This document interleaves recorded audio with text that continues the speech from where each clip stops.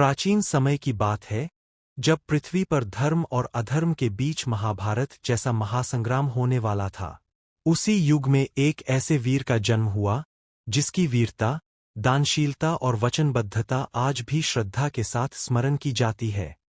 वह वीर थे बर्बरीक, महावीर भीम के पौत्र और घटोत्कच के पुत्र।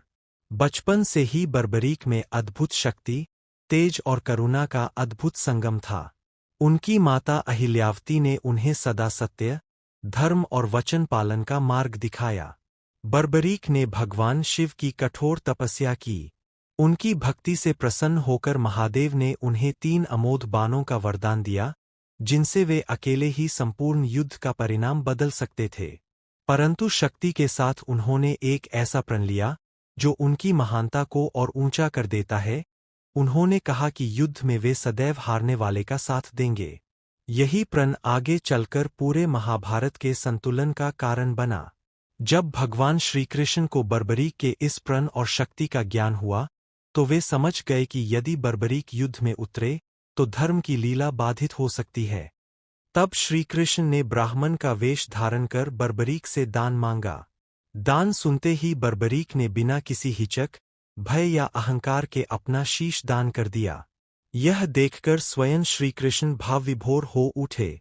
उन्होंने बर्बरीक को वरदान दिया कि कलयुग में तुम मेरे ही नाम से श्याम कहलाओगे और तुम्हारी पूजा होगी। बर्बरीक का वह दिव्य शीश युद्ध भूमि के पास एक पर्वत पर रखा गया, जहां से उन्होंने संपूर्ण महाभारत युद्ध देखा। युद्ध के पश्चात समय के प्रवाह में वह शीश धरती में समा गया। युगों बाद राजस्थान के सीकर जिले के खाटू गांव में एक चमत्कार हुआ। एक गाय प्रतिदिन एक विशेष स्थान पर आकर अपने आप दूध चढ़ाने लगी।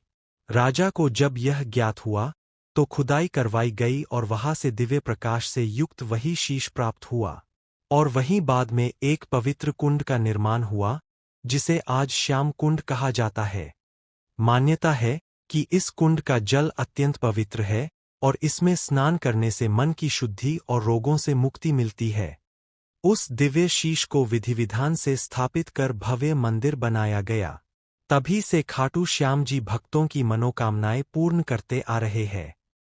जय खाटू श्याम।